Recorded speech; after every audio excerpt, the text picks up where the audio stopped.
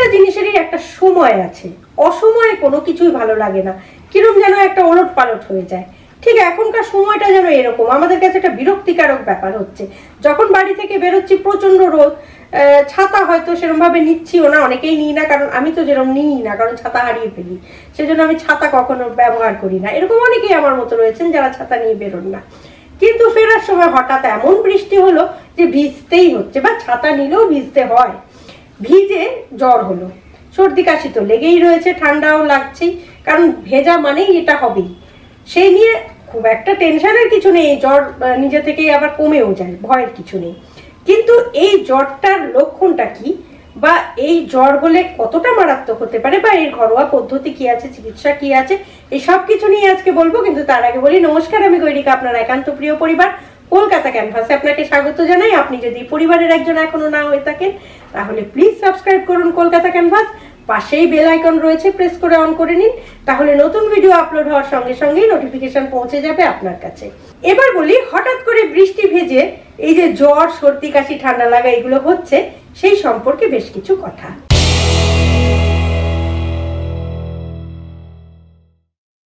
প্রথমেই বলে নিই যে বৃষ্টিতে ভেজার পর বাড়িতে আসা অবধি যদিও আপনার সময় লাগবে, কিন্তু বাড়িতে এসে ওই ভেজা কাপড়টা আগে খুলে শুকনো কাপড় পরে নেবেন। এটা আমি আগেও বলেছি ভিডিওতে যে কি কি করণীয়, তার মধ্যেই বলেছিলাম যে অবশ্যই ভেজা জামা কাপড় কিন্তু আগে ছেড়ে নিয়ে শুকনো জামা কাপড় পরতে হবে।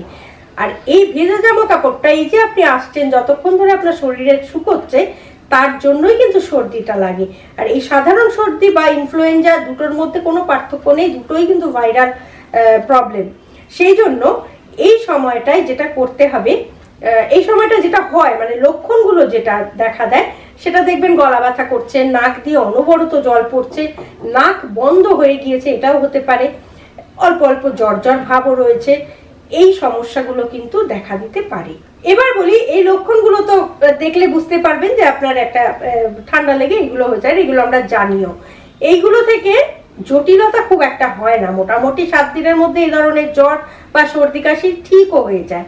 তবে অনেক সময় কিন্তু জটিলতা আসতে পারে, যেমন ধরুন বড়দের ক্ষেত্রে হাই ফিভার হতে পারে, টনসিল ফুলে যেতে পারে, সাইনাসের ব্যথা হতে পারে এই জ্বরের সঙ্গে, এগুলোও থাকতে পারে।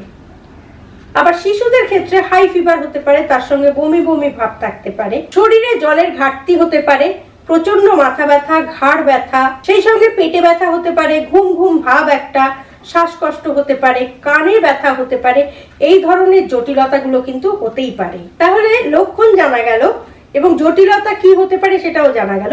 এবার বলি কিছু ঘরোয়া চিকিৎসা। এই ধরনের জ্বর, বারবারই বলছি, টেনশনের কিছু নেই, 7 থেকে 10 দিনের মধ্যে কমে যায়। ইনফ্লুয়েঞ্জাই বলুন বা এই ধরনের জ্বর যাই বলুন, এর কোনো সেই অর্থে ওষুধ নেই। তবে কিছু কিছু উপসর্গ দেখে ওষুধ বা চিকিৎসা করা সম্ভব হয়।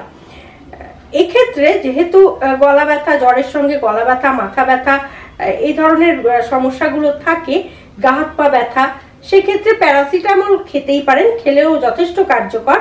আর নাক দিয়ে যে জল পড়ে বা নাকটা বন্ধ হয়ে যায়, সেই জন্য নাজল ড্রপ ব্যবহার করতে পারেন। কিন্তু কাফ সিরাপ কিন্তু এই ধরনের কোনো রোগের ক্ষেত্রে কোনোই কাজে লাগে না, এবং কাফ সিরাপ বিশেষ করে 2 বছরের নিচের যে শিশুরা, তাদেরকে কোনোভাবেই দেবেন না, কারণ এর কিন্তু মারাত্মক সাইড এফেক্ট হতে পারে। সেজন্য কাফ সিরাপ খাওয়ার কোনো প্রয়োজন নেই। আর খুব যদি দরকার হয় তাহলে একটু গরম বা তরল জাতীয়, গরম এবং তরল জাতীয় খাদ্য খাবেন। সেই সময় পর্যাপ্ত পরিমাণে ঘুমের প্রয়োজন, বিশ্রামের প্রয়োজন, আর একটু নুন জল দিয়ে আপনি গার্গল করতে পারেন। এইগুলো আপনি করতেই পারেন। আরেকটা জিনিস আপনি করতেই পারেন, সেটা হচ্ছে ভেপার। ভেপার নেওয়াটা কিন্তু ভীষণ ভালো এসব ক্ষেত্রে। মেন্থল মিশ্রিত যে ভেপারটা হয়, সেটা যদি আপনি নিতে পারেন ভীষণ আরাম পাবেন। আর অবশ্যই চিকিৎসকের কাছে যাবেন, কারণ যদি কোনো জটিলতার সম্ভাবনা থাকে তাহলে তিনিই বুঝবেন, আপনি কিন্তু বুঝবো না। এগুলো ঘরোয়া পদ্ধতি, এগুলো করতেই পারেন, পাশাপাশি অবশ্যই চিকিৎসকের কাছে যাবেন। সুতরাং আজকের ভিডিও থেকে জানা গেল যে এই ধরনের জ্বর বা এই যে বৃষ্টিতে ভেজার পর যে সমস্যাগুলো হয়, এর লক্ষণ কি হয়, এবং সেক্ষেত্রে সেখান থেকে জটিলতার একটা চান্স আছে, সেই জটিলতাগুলো সাধারণত কতটা মাত্রায় হতে পারে, এবং তার ঘরোয়া পদ্ধতি কি আছে, আর চিকিৎসক তো সবশেষে অবশ্যই আছে। সুতরাং আজকের ভিডিওটি যদি ভালো লাগে লাইক করবেন, শেয়ার করবেন, কমেন্ট বক্সে অবশ্যই কমেন্ট দেবেন। আর আপনি যদি এই পরিবারের একজন এখনো না হয়ে থাকেন, তাহলে এই ধরনের নানা রকম গুরুত্বপূর্ণ বিষয় জানতে প্লিজ সাবস্ক্রাইব করুন কলকাতা ক্যানভাস।